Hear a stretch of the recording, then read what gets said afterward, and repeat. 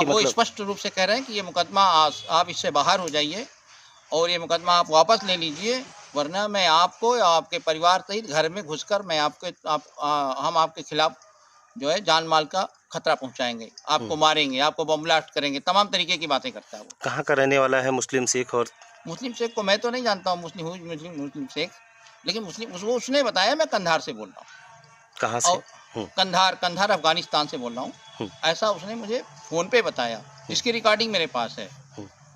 दिल्ली में आप थे, दिल्ली में भी आपको धमकी आई थी, तब क्या आपने पुलिस को कोई शिकायती पत्र दिया था? नहीं, मैंने पुलिस को शिकायती पत्र नहीं दिया, लेकिन मैंने क्षेत्रीय जो थाना है उसको मैंने फ़ोन पे सूचना दी।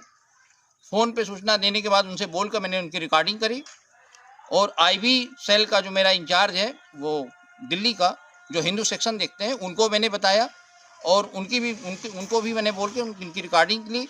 उन्होंने उसकी जाँच कराई, जाँच कराने के बाद उन्होंने मुझे बताया नहीं ये कंधार से है और ये अफ़गानिस्तान से फ़ोन आया है और इस पे आप अगर कोई आता है तो आप एफआईआर कराइए। जी। कब आपके पास धमकी आई थी? पहले मुझे 13 अक्टूबर को आई और इसके बाद 14 तारीख को आई, जी। कितने बार आई थी 14 अक्टूबर को? एक बार।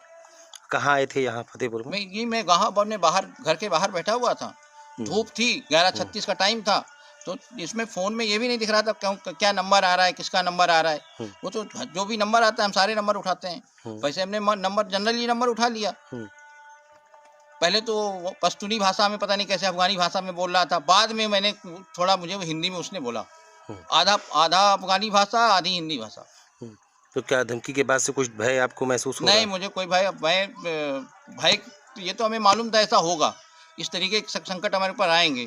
तो लेकिन हम इसके लिए 100 करोड़ हिंदू और पूरी दुनिया में जितना हिंदू है, मैं उनके साथ धोखा थोड़ी कर दूँगा। मुझे किसी प्रकार का कोई भय नहीं है। मैं हिंदुओं की आस्था को लीड कर रहा हूँ और उसमें कोई समझौता नहीं कर सकता। जी। क्या प्रशासन से क्या माँग है आपकी? मेरी प्रशासन का अपना सिस्टम है। प्रशासन क्या करना चाहता है, मेरी प्रशासन से कोई माँग नहीं है। हुँ, कमलेश तिवारी मेरा जूनियर था और प्रशासन ने उसको सुरक्षा भी दी थी अखिलेश गवर्नमेंट में। उसके बाद बीजेपी की सरकार आई और उसकी हत्या हो गई। तो पुलिस सुरक्षा में रह के ये गारंटी नहीं है कि आप सुरक्षित हैं। तो क्या लग रहा है पुलिस को सुरक्षित मुझे नहीं मुझे ऐसा नहीं लगता कि पुलिस सुरक्षा में अगर आदमी सुरक्षित होता, राजीव गांधी की हत्या हो जाती क्या? इंदिरा जी की हत्या हो जाती क्या?